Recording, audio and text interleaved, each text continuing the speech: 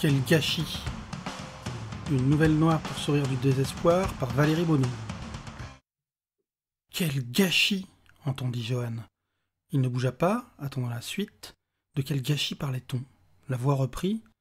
Non mais quel gâchis, tu te rends compte? Ça me rend malade de voir ça. Johan reconnut la voix, c'était celle de son collègue Rachid. Il avait l'air en colère sans que Johan ne comprenne contre qui ou quoi sa colère était tournée.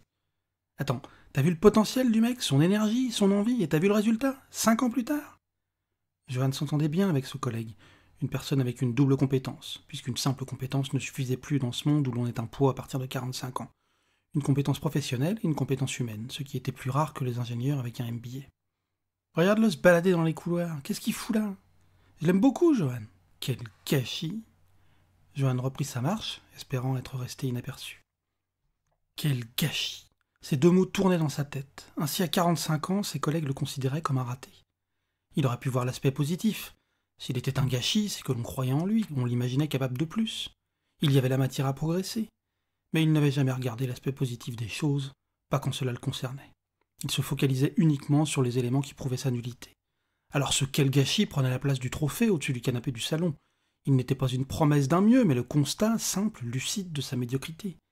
À quelques heures de ses 45 ans, ces deux mots résonnaient comme une sanction, un jugement définitif. Bien qu'il ne fût que 14h30, il sortit du bureau et commença à marcher dans les rues de Paris. Lorsque l'on a fait du gâchis, on ne peut pas réparer, songeait-il. C'est trop tard, c'est après. Le pot de lait est renversé, par terre, gâché. La jeunesse a été bue dans l'inconscience, gâché. Les journées de travail pour l'entreprise n'ont abouti à rien, gâché. L'amour qu'il a distribué n'a rien fait pousser, gâché. Si seulement il avait le courage d'en finir, si seulement il trouvait la force d'arrêter ce gâchis, si seulement. « Il y a qu'à demander !» entendit-il dans son dos. Johan réalisa qu'il avait marché des heures sans s'en rendre compte. Place de la République, Opéra, les Champs-Élysées, la Concorde, le Louvre et enfin le pont Sully. Le pont sur lequel se tenait ce mystérieux personnage, chauve, barbu, petit tout petit mais très élancé malgré sa taille, portant un costume bleu turquoise. Le plus surprenant, personne ne semblait le voir. « Alors, vous voulez la force d'en finir ou pas ?» s'enquit l'inconnu. Une seconde auparavant, Johan regardait la scène, cette scène qu'il avait contemplée tant de fois, cherchant le courage ou la lâcheté de s'y jeter, pesant le pour, le contre, annulant au dernier moment, pas assez dangereux, sauf en hiver, mais la perspective de périr gelé et noyé le faisait généralement reprendre sa marche. « Dites, vous me répondez? Je viens de loin, c'est pas pour mater la flotte couler ?»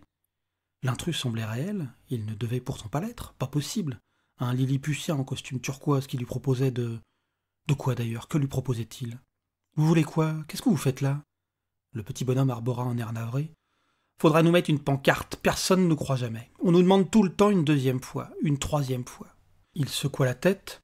Je vais vous expliquer qui je suis, vous allez me regarder avec des grands yeux, me dire mais c'est pas possible, ensuite vous allez me poser des questions bas de gamme, me faire passer une sorte de test débile, et lorsque j'aurai donné suite à toutes vos requêtes, même les plus bêtes, vous finirez par beugler « J'y crois pas » et rebalote. Et sans laisser le temps à Johan de commenter, il reprit. Non, vraiment, on peut plus bosser comme ça. Je sais pas à quel moment c'est parti en sucette, mais c'est plus un métier. Il marqua une pause, assez longue pour que Johan intervienne, mais ce dernier ne savait plus quoi demander, de peur de tomber dans les travers mentionnés par le petit homme. D'ailleurs, il continuait. Je dis que je sais pas quand ça a merdé, mais je sais. Ça fait une centaine d'années. On dirait que depuis que vous voyez des merveilles à longueur de journée sur vos écrans, cinématographe, télévision et maintenant vos petits machins portatifs, vous n'y croyez plus dans la vraie vie. Et ça ne s'arrange pas du tout, c'est fou. Vous semblez ne plus croire en rien, et encore moins quand vous l'avez sous le nez. Mais bon, je m'arrête là, sinon je vais commencer sur les escrocs qui vous gouvernent, qui vous volent à découvert, et que vous refusez pourtant de voir. Tu m'étonnes que vous doutiez de moi. Cette tournure de phrase chamboula Johan, athée convaincu, qui se surprit à murmurer. Dieu? Les épaules de l'inconnu s'affaissèrent. Pourquoi pas Charles Ingalls ou Mohamed Ali, tant que vous y êtes, tout de suite la folie des grandeurs. J'ai dit doutiez de moi parce que vous doutez de mon existence quand je suis sous vos yeux, pas parce que je suis... Non, je vous jure. Vous êtes qui alors et vous me voulez quoi? Qu'on en finisse?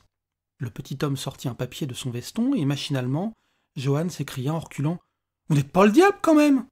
C'est une maladie, Dieu, le diable, vous avez de ces références? Quand vous achetez un Mac dans un Apple Store, c'est pas Steve Jobs qui vous emballe la camelote, si? Bon, bah là c'est pareil. C'est pareil, donc vous travaillez pour Dieu ou le diable? J'ai pas dit ça, ce que je dis c'est que je m'appelle Monsieur Sieur et que je peux vous aider. Monsieur Sieur? Vous n'avez pas trouvé plus con comme nom? Répliqua Johan. Votre femme c'est Madame Dame? Je sais pas si les autres vous croient ou croient en vous, mais si vous êtes là pour prouver que vous êtes con, je suis totalement convaincu. Le sourire sur le visage de l'inconnu stoppa Johan. Mais oui, bien sûr, le type se foutait de lui. Il plaisantait. C'était peut-être sa manière de donner corps à son histoire, de louvoyer. Ah, ok, bien joué alors. Vous avez de l'humour, je vous l'accorde. Ça ne me renseigne toujours pas sur ce que vous voulez. Vous en étiez à tenter d'arrêter ce gâchis. Je viens vous aider. De fait, le petit bonhomme était apparu alors que Johan pensait à en finir. Vous m'offrez 3 vœux, c'est ça? Le Lilliputien ne chercha pas à masquer son agacement. Vous vous croyez à la foire fouille, 2 pour le prix de 3 et compagnie? Johan ne cacha pas sa surprise. Vous avez tout de même de drôles de références pour un lutin. En entendant ça, il sembla gagner 10 centimètres tant il se redressa. Lutin, je t'en foutrais du lutin, moi. Est-ce que je te traite de loser, de raté, de minable? Non, je viens te voir en paix, te proposer un marché honnête, et toi tu te moques de moi. Elle est bonne, celle-là. Johan n'arrivait pas à prendre sa colère au sérieux. Si vous n'êtes pas un lutin, vous êtes quoi? Se calmant. Je suis... Peu importe, je viens vous proposer une affaire en or, vous signez là et vous aurez la force de sauter, cette force qui vous manque. Alors que le chauve lui tendait le papier, Johan le prit machinalement et, sans le lire, se surprit à engueuler son interlocuteur. C'est ça votre super affaire? Je vous donne mon âme et en échange, vous me filez le courage de sauter? Vous êtes encore plus con que vous n'en avez l'air. Vous croyez au Père Noël chez les lutins, je vois que ça. Si je veux le courage de sauter, j'ai pas besoin de vous filer mon âme. Il me suffit de rentrer dans une pharmacie, d'acheter je ne sais quel machin, ou même de me bourrer la gueule et je saute. J'ai pas besoin de vous. Le barbu arracha le papier des mains de Johan. Très bien, pas la peine de vous mettre dans des états pareils. Je vous propose un coup de main, rien de plus. Et on n'achète pas les âmes par ici, enfin ça se fait plus. Non, le papier c'est juste pour marquer le coup, pour prouver que c'est nous qui vous avons aidé. Mais on ne demande rien en échange. Johan reprit le papier. Je sous-signais, gna gna gna, reconnais que le sieur. Il leva la tête, considéra circonspect le petit homme turquoise, m'a donné la force nécessaire à la réalisation de la tâche pour laquelle je manquais de courage. Johan toisa le petit homme, et c'est tout. C'est quoi cette connerie? Et le courage, vous me le donnez avant ou après que j'ai signé? Ah bah, après, sinon... Sinon quoi? Sinon, il y en a qui veulent plus signer. Si je signe, qu'est-ce qui me garantit que vous me donnerez le courage? La confiance, l'ami. Johan tendit le papier au petit homme et se remit en marche. Quelques pas plus tard, il se retourna. C'est le marché le plus con de l'année. La confiance à un passe-partout déguisé en Michou qui apparaît sur un pont. Mais vous avez vu ça où? Vos références, en plus d'être désagréables, sont vachement datées. Vous datez, mon vieux, vous datez? Je date peut-être, mais demain je ferai une taille normale, moi. Allez, je vous laisse, monsieur Sieux, et le bonjour à votre dame. Le silence se fit, tandis que Johan s'éloignait.